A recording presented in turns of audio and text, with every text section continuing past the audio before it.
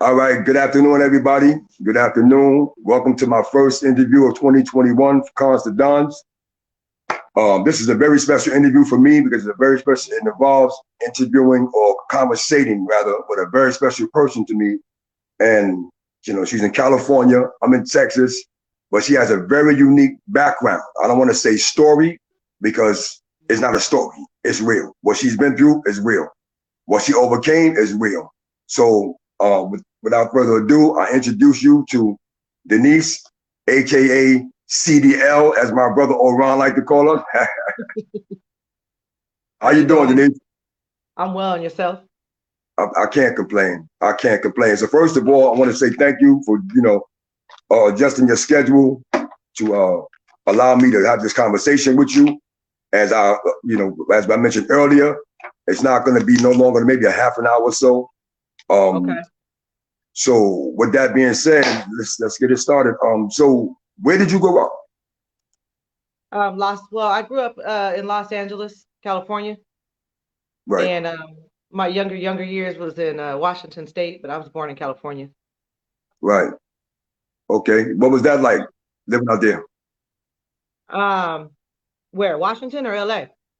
LA. LA was hectic, Well, I mean, it's different. Everyone's experience is different. There's probably some people in LA who didn't have the same experience as I did. So it probably wasn't, they're not going to give the same feedback. But for me, I've been on my own since I was 14 years old. So I was in the streets. So wait. Hold on one second. Hold on. You've been on your own since you were how old? 14. I left home at 14. Well, I didn't leave home. I left an institution. Right. So wait. Oh, okay. All right. I understand. Would you like to go into detail about that, about what led you, what motivated you to leave home or the institution, as you call it? Well, I had started embarking on, I had a lot of, I had tumultuous childhood where there was a lot of, I had just went through a lot. I went through a lot of physical abuse, emotional abuse, sexual abuse at a young age. And I was really defiant and angry. I was emotionally not stable. I was very, I was already using drugs. So I really didn't have a desire to live at that time. So the life that I lived and the decisions that I made were like suicide missions, Right. And it landed me in a whole bunch of institutions, and group homes and facilities at a young age. And I met the man of my dreams in one of those facilities, and I was in there for attempted homicide, and he was from New York, and he was in there for attempted homicide. So we were the perfect couple. So we ran away together at 14 right. and 15. Yeah. 1 second.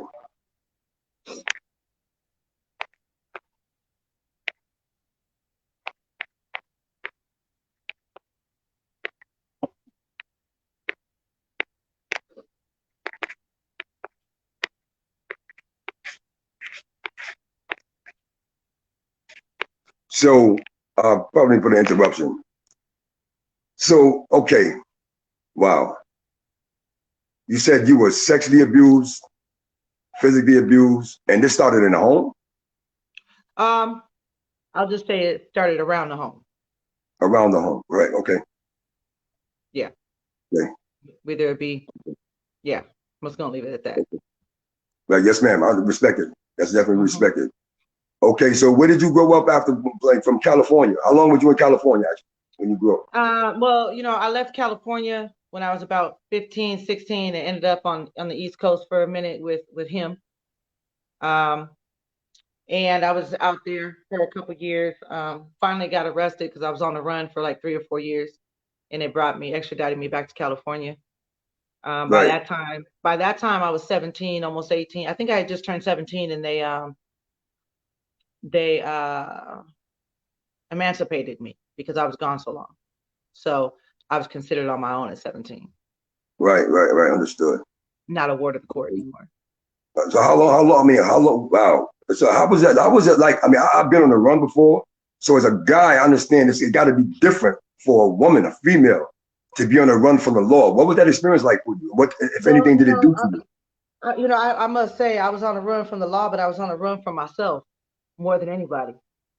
I was running from me and my realities. So I mean, I had I was with my daughter's father during that time, so I wasn't alone, but it was hectic. That was an abusive relationship. Like I said, I was suicidal. He was homicidal, so you already know what that means. Yes, You ma'am. know, Yeah. and I endured that for quite a few years, and it was a horrific experience. But the truth is, from 14 to 27, I was homeless on and off the whole time. Where there was uh, but as a juvenile, yeah, I was, it was rough. You don't have that same hustle when you're 14 that you do when you get older. You don't Right. have the resources that you do when you get older. Um, Trying to not, be in contact with the law all the time. Right. It was Right. it was hectic. But unfortunately, when you're younger, you're more resilient, and so when you're younger, I had made a decision like at 15, 16, because I continued to get raped and abused. And, I mean, I went through 2 kidnappings. I was an Amber Alert twice before I was 6. So What? my life of trauma started way before I left home. You know what I mean? So I made a decision real early that, either this is going to break me.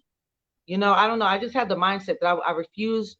Unfortunately, I suppressed everything. So I didn't go through the trauma experiences. I went through the experiences, but not the emotions at the time, because I knew Right. that if I did, that I would break, that I would end up in a psych ward the rest of my life.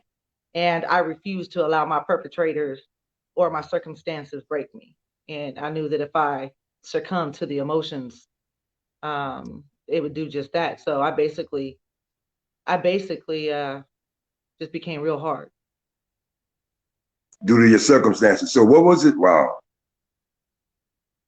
Oh man. So okay, let me move on from it. I can tell that's still troubling me. I mean, I definitely respect the fact that you didn't want to let your circumstances make you into a victim. You didn't have the victim's mentality, although you were a victim at a very young age.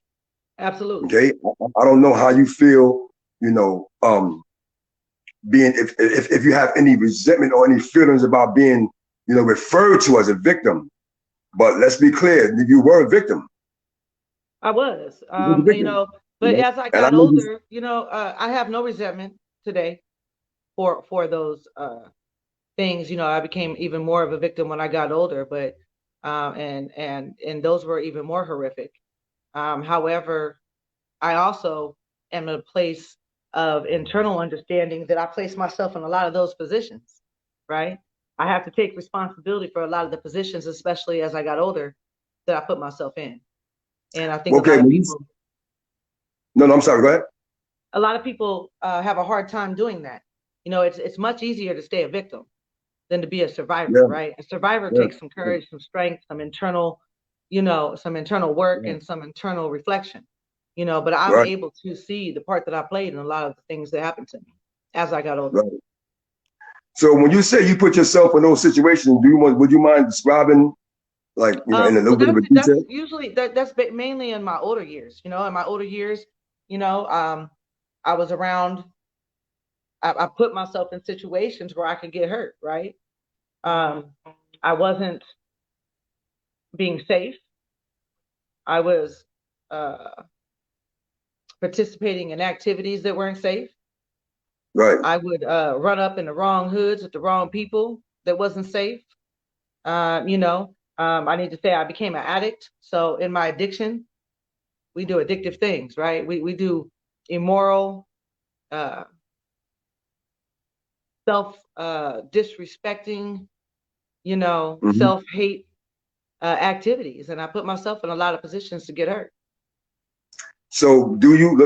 I noticed that in this conversation, this short conversation, this brief conversation we've had so far, I never heard you mention anything about your parents. You understand? You mentioned that you ran from an institution, what I believe to be you referred to as home, or what should have been home, and you understand, a safe space for you. I didn't hear you mention anything about your parents.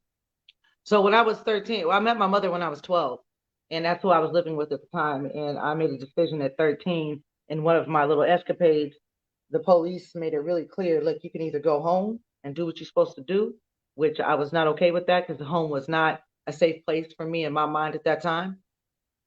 And Right. there was a lot of turmoil at home. And so I made a conscious decision to go to be incarcerated instead of going home. Wow. So, okay. So you just said you met your mom for the first time when you was 12? Yes. So prior to that, you had no contact with your biological mom? Not from the age of 4 to 12. 4 to 12. So My what father was that experience like? Right. What was that experience like when you first, when you were reacquainted with her at 12?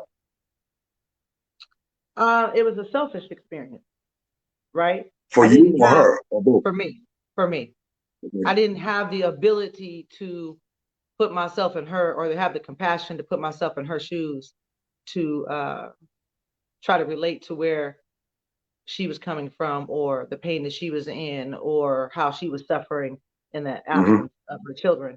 Um, you know, I only came back to California to meet her because I wanted to be a professional dancer at the time, and that's all I cared about. You know, Right, I didn't right. care about having a relationship with my mother. And that relationship, parents make a lot of mistakes, and I don't hold her accountable for those mistakes because I've made mistakes as a parent myself. Um, Right.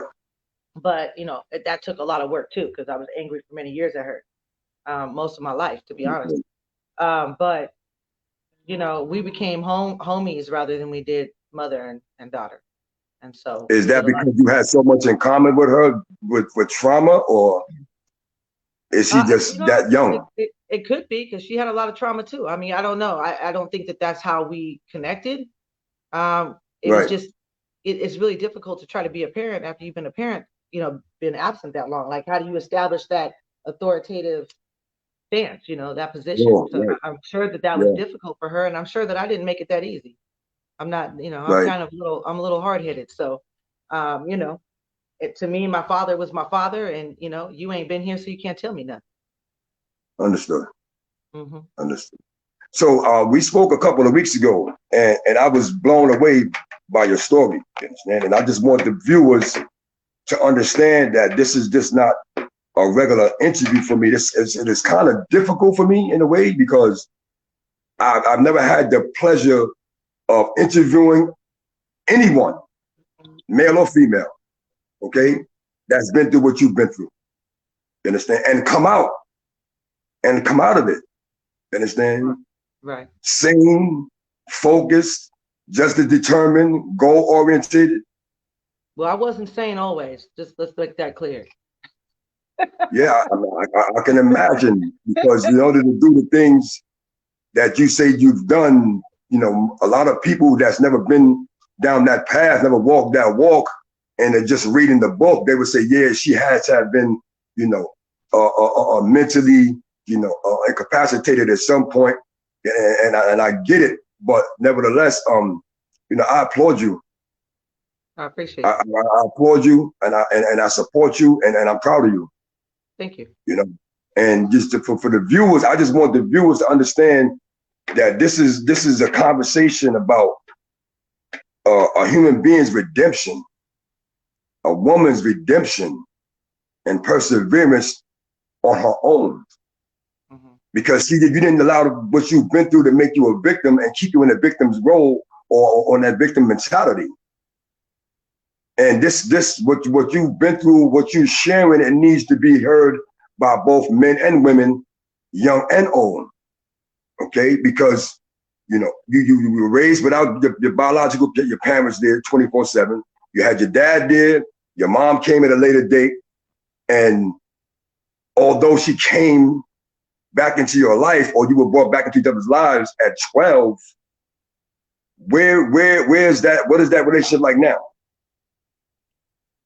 Uh, Today it's good. And I would say in the last 7 months, it's actually turned around. It remained strained for many years, many years, for many reasons. Um, but we've resolved a lot of that, and so like now we actually, for the first time ever, talk every day, at least 4 times a day. Very So good. yeah. So let me ask you. So once in our conversation a while ago, you mentioned that you was in a gang. You wanted to talk about that? No. It's funny. No. What I will say is I was gang affiliated. I'm just gonna say that. And so Okay. I did what those affiliations did. And Yeah. I lived what those affiliations lived with. And I paid the So consequences as well. so for those affiliations, how long were you involved in those affiliations and in the activities as a woman, as a female involved in that? Until I was about 27, probably about 9 years. 9 years. I'm gonna say 9 years because I mean I'm still affiliated as far as I'm still in contact with people. I Right. just don't participate in the activities. But I got sober when I was 27 when I got out of prison, so I haven't affiliated. My mentality took a couple more years to get together. Like the first couple years sober, the first couple years out of prison, I was still, it's funny because even now, actually, if I'm honest, I mean, not right this minute, but it took years where I mean, my reactions would still be gangsterish. You know what I mean? Like my Right. first thoughts were, if I'm broke, rob somebody. You know what I'm saying? Or somebody's coming out their pocket. My first thought is if you disrespect me is to slap you in your mouth. So, the thoughts are still there. I just don't participate. Right. Well, okay. So wow. Okay. Well, what was school like for you? Like junior high school? What was junior high school like? I failed junior high school and I dropped out at 13 years old. So you failed junior high school when you dropped out at 13. When did you go back to school? If you when I did, was if you remember, when I was 30. when you were 30. So tell me about that experience, being away from school and a scholastic environment for that many years. What was it like getting back into that environment? How do you feel? I felt stupid. Um, I was very intimidated. No one in my family has ever been to college, so we didn't have those kind of conversations. Like I didn't even know that was an option. I did at 19 when I was pregnant with my first daughter. I just blindly went in and took a GED and passed it. And I'm not sure how I did it to this day because I didn't study. I just passed it with a 13-year-old Hmm. education. But so luckily I had that. About 2 years sober, a friend of mine um, who is very educated. She was a mentor of mine, still is. I was at a place in my life. Okay, I'm off parole. I'm sober. I'm not living that life no more. But now, what do I do with myself? And that was Hmm. a big struggle for me because I'm like, okay, I'm conditioned to understand at this time. I'm an ex-con, so ain't nobody gonna hire me, right? Because they condition us. Society conditions us to think that way, right? you know Right. the you know so I had that mentality, like, first of all, I didn't get sober or stop going to jail until I was 27 years old. So I had never had my own job, right? A real job, more than 2 weeks to get the first paycheck and bounce. I had never had my own car. I Mm. had never had my own bank account. I had never had my own apartment. I had never had anything but a parole agent or a probation officer, my entire life. So I didn't know how to live on this side of the tracks, so to speak. So Right. I was faced with this dilemma of, now what do I do with myself? Okay, I'm sober. Now what? Now what? I mean, I'm just going to be sober and that's it. Am I going to be on welfare? Or what am I going to do? I was pregnant with my youngest child at the time, and I was 29 actually. And Hmm. this lady said, why don't you go to school? And I was like, who does that? Like, who does that? Like, I don't do that. And that don't even make sense to me. Like, go to school for what? Like, I just didn't understand the value of education or anything else. So um, she told me I needed to go fill out a FAFSA, and I was really irritated because I didn't know what a FAFSA was. And only thing I know is gutter. And Hmm. she was like, okay, we'll go to the admissions office. And I'm like, look, we don't talk about admissions office in the hood. Matter of fact, even in prison, we didn't say admissions. We said R&R. So, I don't even know what an admissions office is, right? Um, and I remember her laughing, and she was like, look, just go to every office and get every paper you see, and I'm gonna help you fill it out. And she was a sister that challenged me, which is what I Right. needed. That's what it sounded like she was She doing. Yeah. challenged me. You know, she was Mm-hmm. like, okay, so we fill out the paperwork, and so what do you want to do? What do you want to do in school? And I'm like, okay, I'm gonna be an alcohol and drug counselor because that's what everyone else is doing.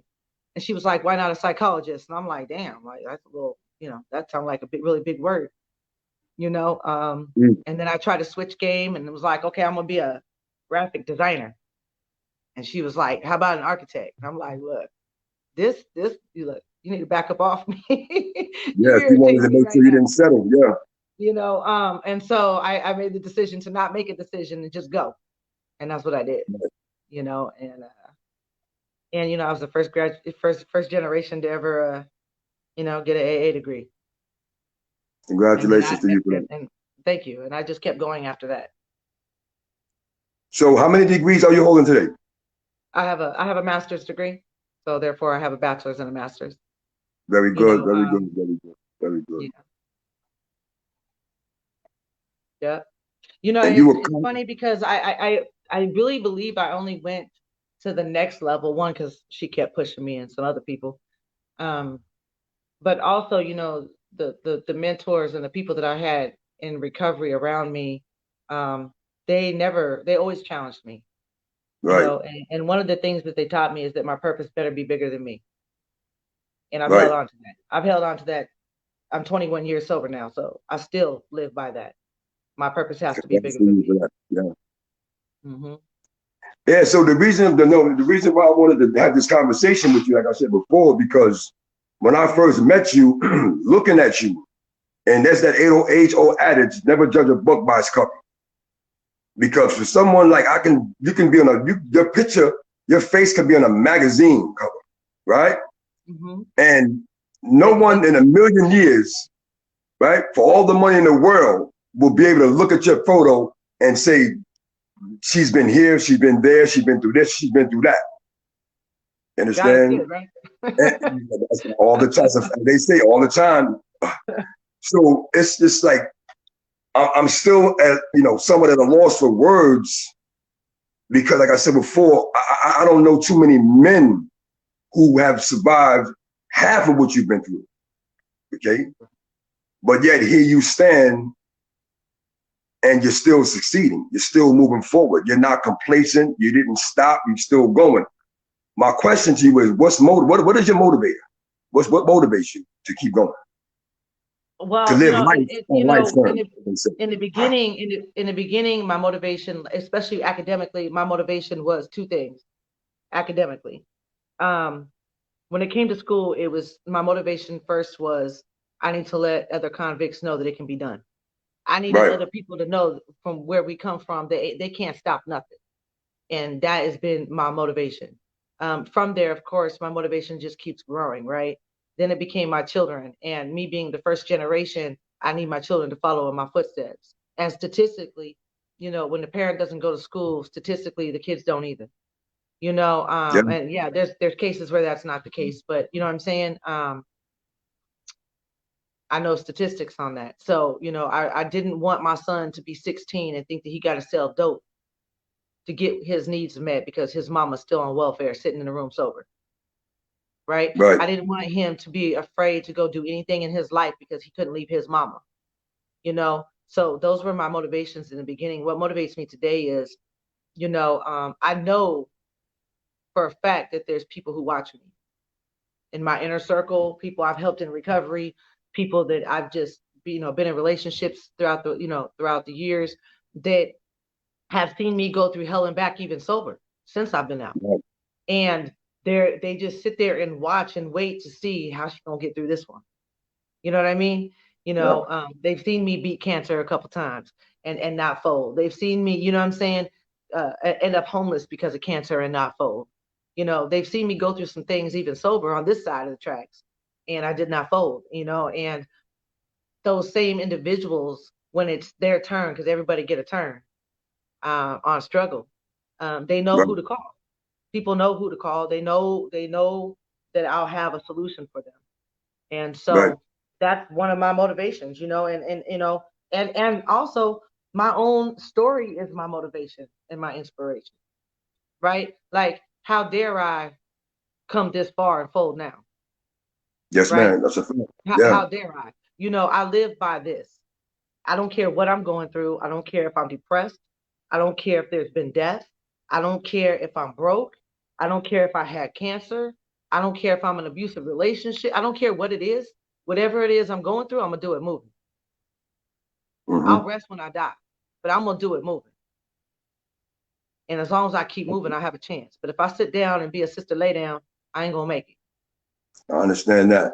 So in contrast, looking back on your life, like, do Hmm. you ever sit back sometimes and look back on what you've been through, think about what you've been through and how far you've come? Absolutely, every day. I never forget where I come from, Because there's ever. people that, because there was a time when, I was going through what I was going through, and I kind of felt like in order for me to move forward, I have to forget about the past. You I, understand? And I I, learned that I was a mistake. That's a huge mistake. You know, I Yeah, believe that you forget where you come from, thus you return. You know what I yeah, mean? But for the grace of God go I, right? You right. know, I am not above, one of my pet peeves is seeing people who come from where we come from and forgetting where they come from. You know, there's a Hmm. whole lot of stuff that needs to be done in the community, or I don't care if it's just one person talking to another person and not on a community level, but we are obligated when we are saved from that life and Hmm. have been able to have the privilege, right, to recreate our life. We're obligated. For Right. me, I'm obligated. I have no, it's not even an option for me. You know, I'm obligated to go back to hell and bring somebody out, for real. That's just me. You know, I don't ever want to forget where I come from. Yes, indeed. Do you ever run into people from your past that you was living that lifestyle with? Like when you was in the gang lifestyle and in the penitentiary, have you The ever ones, crossed paths with people? the ones, yes, yes. Some of them actually are on this side of the tracks now too. So I run into them all the time. We're still friends. You know what I mean? And we're Hmm. able to be there. They call me the warden, and and and we're cool. There's some people I run into from the past that I've caused great harm to, and it's unfortunate because they were, for example, there's a sister that I ran into. I was speaking to a group of people, and she happened to be in that crowd, and she was excited to see me, and I knew that excitement was fake because I knew the harm that I caused, and Wow. I tried to make those amends for that, and she played like she didn't remember what happened, and I knew she did, but she disappeared soon after that, and she hasn't been back. And so, Oh, I have to look at the harm that I caused that sister. And every time I've ran into her since, I shoot her some money because she's on the streets. I try to do what I can for her because I know the harm that I caused. yeah, That's yeah, one thing that's cool about recovery. No matter what walk of life we come from, we get the opportunity and the privilege to go back and make our wrongs right.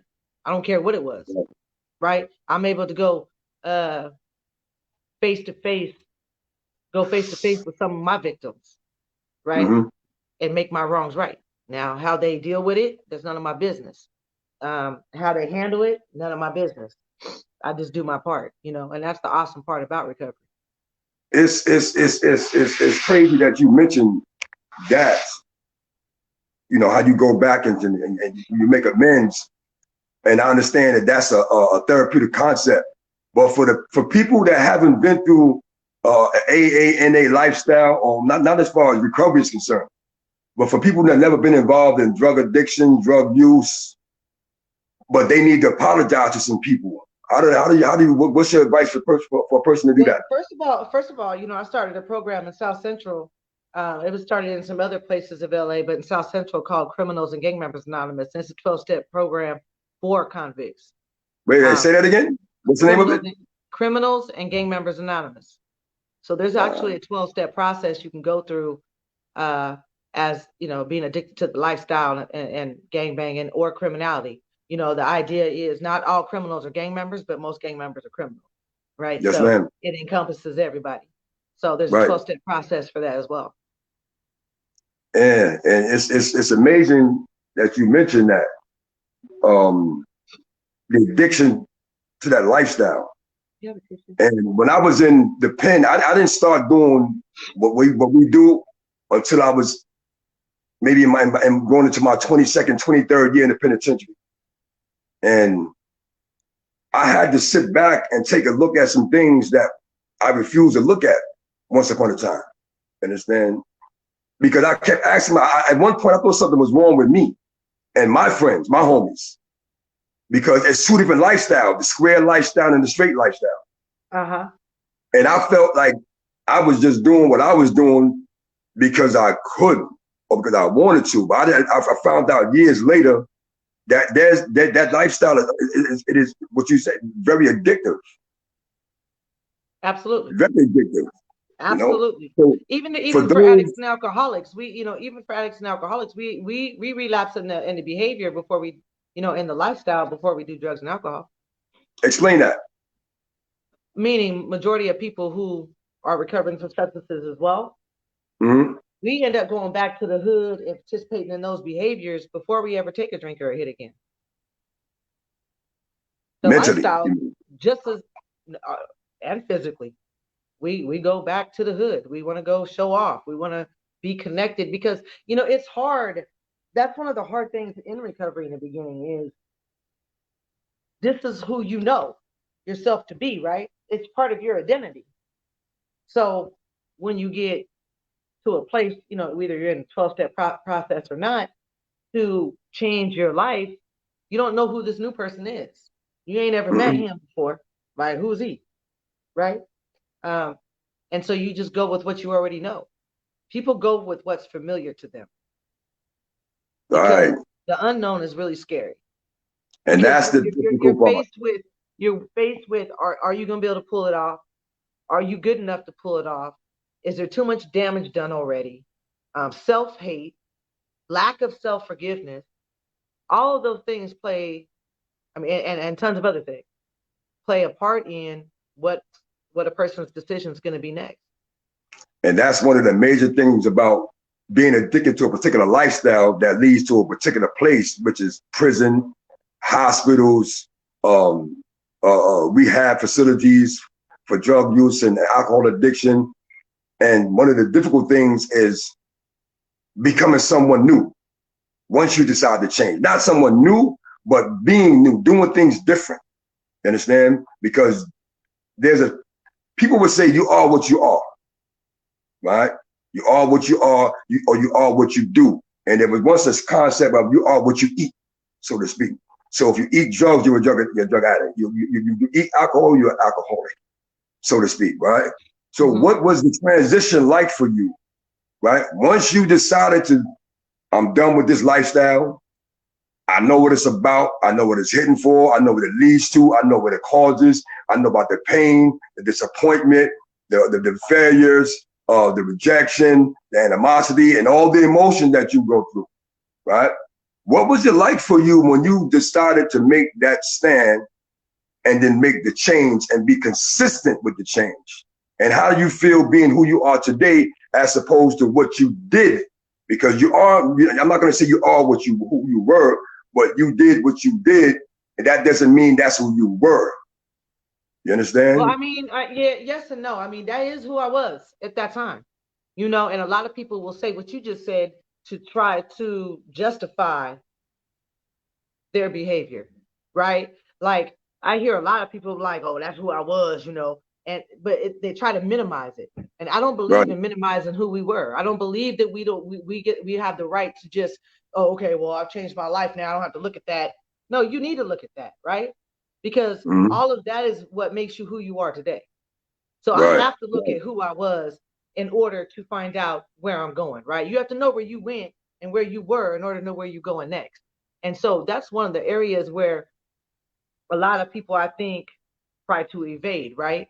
My whole mission has been, and recovery has taught me that, and people outside of recovery have taught me that, is that I have to get to a place where I can face my past.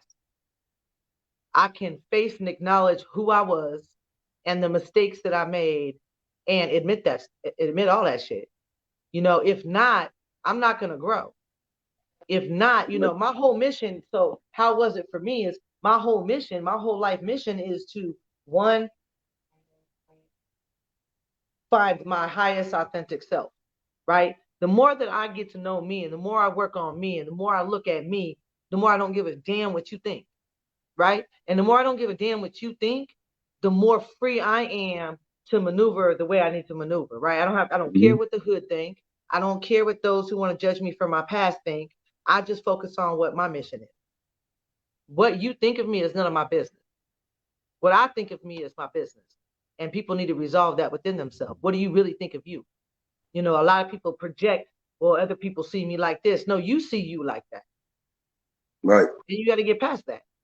Right. I don't care. I'm one of the people, I really, truly, you can ask anyone who knows me. I don't give two shits about what no one think of me. I don't care who you are. And I remain the same all the time. But most importantly, what I do also, I think this is really important. All of my past are an asset to me. So I can look at assets and liabilities, right? The pros and cons. I'm still the same person I was before, meaning I brought a lot of that stuff with me and turned it into assets rather than liabilities, right? So if I was selling dope and robbing people out there, now that I'm on this side, I still know how to hustle. I just learned how to do it legally. You know what I mean? You take the same core characteristics of who you are and you mold them to do the right thing. Because I asked that question because there was a time, I think it was like in 2011. So from I got arrested in 1988 and went to prison in 1989, upstate to the Maxis. And I can recall when I was in that cage in the zoo, it was 2011. And this is from 89, 90, all the way up until 2011, right? And I was and I'm brushing my teeth one morning and I caught myself evading my own eye contact, right? I couldn't look myself in the eyes, right? Absolutely. And I stopped and I bent over in the sink and I kept brushing my teeth and I asked myself, how long have I been doing that? Right. How long have I been not able to look at the man in the mirror, right? Even though I was in the zoo, in the penitentiary, in a cell, in a cage like an animal, but I really didn't know, right, that I was evading my own eye contact. Like it was something wrong with looking myself in the eyes that I brushed my teeth. And I had to will myself to stand up straight, look in the mirror and brush my teeth and look myself in the damn eyes. And after I confronted myself with that, I was able to sit down and really reflect on my past and the things that I've done and understood this is why I couldn't look myself in the mirror. Absolutely. This is why I couldn't look in my eyes in the mirror. I was hiding from myself because I knew, understand subconsciously, right? I was doing things that I shouldn't have done because I knew better. Right. Right. Sometimes our circumstances dictate what we do and how we do it. Right. And sometimes we just, because God gave the human being free will to do or not to do. So we have choices, do the right thing and do the wrong thing. Right. Understand? That's the reason why I asked you that question about self-redemption and being able to look yourself in the eye and understand and not be afraid and disappointed and embarrassed by your past. And again, I commend you. Like, I really, really commend you. And this is the reason why I wanted to have this conversation with you, because I feel like it's not just a conversation that needs to be shared with women. Your story is not about you're a woman that went through what you went through, right? But it's a human experience. Right. It's a human experience. And I want people to understand. I just want to say though, on looking yourself in the eye, that took me several more years. After I got out and started going to school and started becoming educated and changed my life, there still was years. I think it was 10 years after being out of prison that I finally realized that I had never forgiven myself. See, reflection is part of it, right? Acknowledging is another part of it. But self-forgiveness is a whole nother, if you're, unless you're an antisocial, right? Right. But if you're a normal human being, you're going to have to feel something about the things that you did. Right. And you have to get to a place where you can forgive yourself. If not, you'll continue to put yourself in some self-harming situations. And that right there is what kept me in and out of the penitentiary. Because the reason it's not like I felt like that because the pain that I caused to others, right? My mother, and particularly my mother, right? My family that loves me, that cares about me, that wanted to see me do good, was always cheering for me, rooting for me, but I was just disregarding their cheering and their teachings and motivations and doing what the hell I wanted to do. Okay, so that the guilt thing it's a must in order to move forward from the past. Absolutely. Understand? Accepting responsibility for your actions and telling yourself, you know what, I did this, I did that, I forgive myself, move on. You understand? And I'm where you're at with it today because, not to sound arrogant or facetious, but for those that can't forgive me for what I did to them, I can't let that stagnate me, you understand, and keep me concrete and rooted in failure. Right. And to be honest, you may not deserve to be forgiven. I mean, that's just reality. That, There's some harm that I've caused that I don't deserve forgiveness. Right. But I that's have to powerful. forgive me. I don't have to, That if I sit around and wait for somebody else to give me what I need to be okay, I will be waiting forever. Right. I wow. mean, if I sit around and wait for all my perpetrators or everyone who victimized me to come back and make things right with me, hell's going to freeze over. So I either have to get to a place where I'm an acceptance. I don't regret anything from my past. I don't regret one rape, one beating, one molestation, one kidnapping, one penitentiary stint, no county time. I don't regret any of it because it's made me who I am today. It's made me a valuable person in life that can assist somebody else who's been where I'm at. And if I had to be that person that God chose to walk through all this hell so that I could be that example to somebody else, then it's worth it to me. It's great that you mentioned that about who you are, right? Because, and we're gonna close out with that, right? On that note, I remember my going into my first year in the penitentiary. I was in a mandatory group, right? And there was a civilian conducting the group. His name was Clarence Hart, and there was like 40 inmates in a horseshoe, right, in the rec area in the penitentiary, and it was orientation that morning, and he introduced himself. My name is Clarence Hart. I'm going to be facilitating this group, and before we start, I want everybody to introduce themselves and say who they are. So I just happen to be the person sitting to his right. He's sitting here. I'm sitting right to his right. So he looked at me. He said, "I'm gonna start with you." And I said, "Okay." He said, "Who are you?" "My name is Malik Simpson." "Okay. Who are you?" "I'm Malik Simpson." He said, "No, that's the name. Your name is Malik Simpson. I'm asking you to tell us your name and who you are." Right? Now, this is where it gets complicated for me. I said, "Bro, I just told you who I am. My name is Malik Simpson." He said, "Brother, that's your name. That's not who you are." I said, "I don't want to fucking talk no more, man." All right? All right? I got on some gangster shit immediately, right? Because I was wounded, because he wounded me. He challenged you. He wounded. The challenge, exactly. His challenge wounded me. He challenged me to tell him, the group, and the world, right, who I was. And I felt this big, right? I felt that big, or small rather. So that's small. Because I did not know how to define who I was. I told him, "Man, said, state your name and who you are." I said, "My name is Malik Simpson." And I felt like I was so embarrassed, but I had to put the image up, the school face, the hard rock tone, right? Because that's just how uncomfortable I was, because although I knew how to, well, let me rephrase that. I wasn't taught how to define who I was. And I come from an intelligent family, right? It's just that I separated myself from my family for so long, right? That education, I missed that. Right. So I got educated in the streets and in the penitentiary, like you did, unfortunately, right? So with that being said, if you don't mind, can you just explain to me, right, who is Denise today? I am a a woman that has not allowed her past or her experience to define her.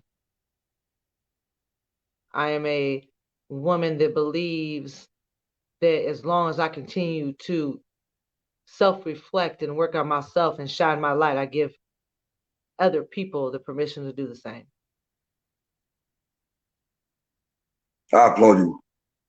I appreciate you. I mean, I applaud you. I salute you. I mean, when you first told me a part of your experiences, I was blown away, and I told you I was going to speak to my brother about you, and I've done that. And you know, thus far, we're still amazed at what you've come through, because like I said, we know some men who wouldn't come through what you went through, who just half of what you went through, it broke them, and they're still alive. Absolutely. They're still alive in the hood, and you can look at them and you can see they are broken. Well, you got to make a decision to either, you got to make a decision to either live or exist. Which one are you going to pick? And it's amazing you said that, and we're going to end on that note. I found out some years ago, right, that there's two types of living.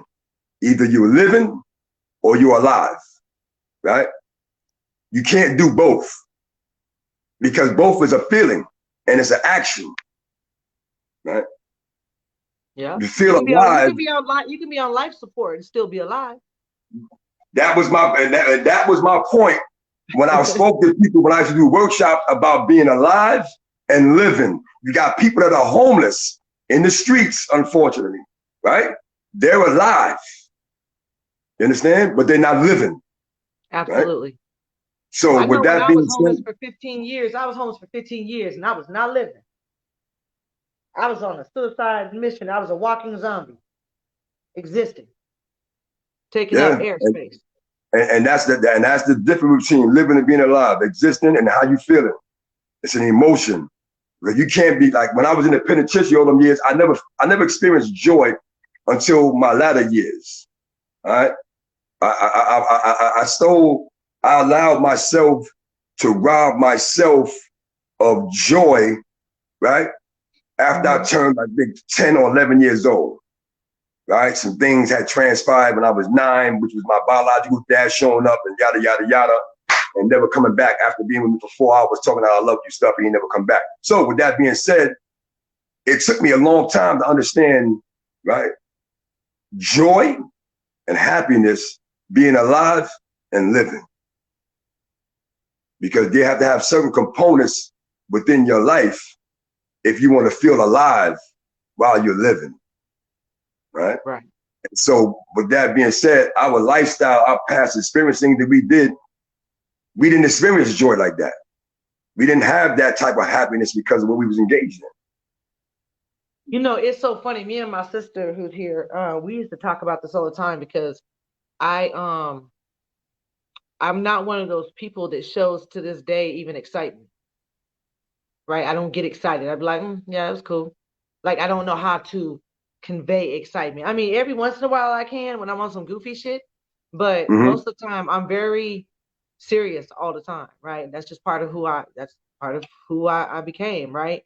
But one of the things that I also learned, and I'm getting better at it, right?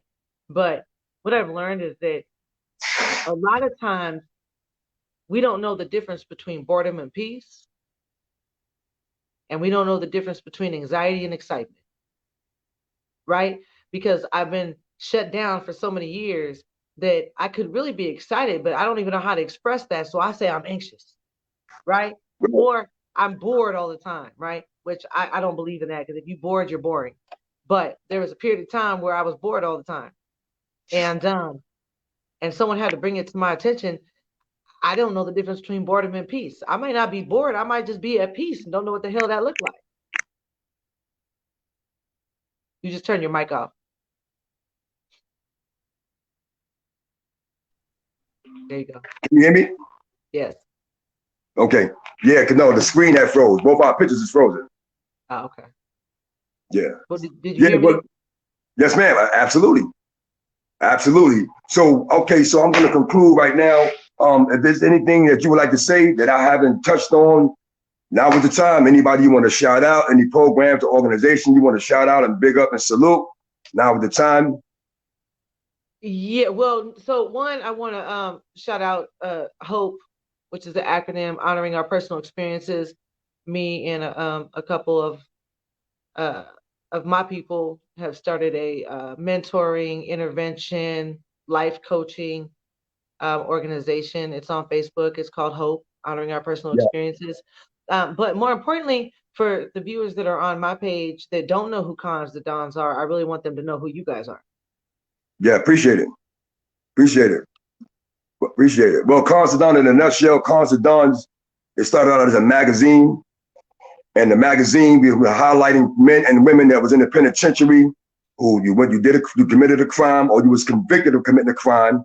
You went to the penitentiary, you self-taught, self-educated, self-motivated, self-inspiring. You came home, you're working, you're an entrepreneur, you're going to school, or you're doing all three, right?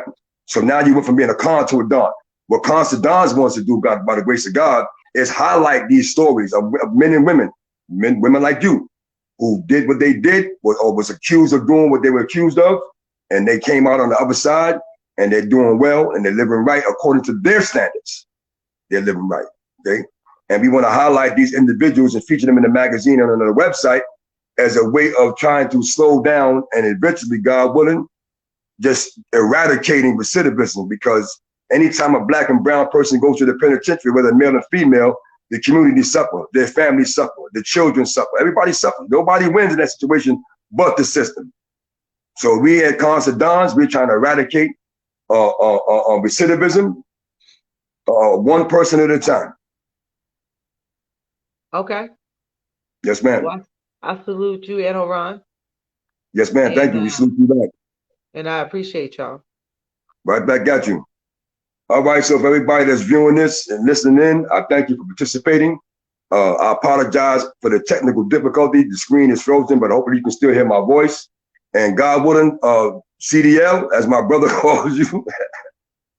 Yeah, that's my new nickname, CDL. Yes, ma'am. Cuban Delight. God willing, I would like to do this again soon. Absolutely. Okay? All right. One love. One love. Peace, everybody.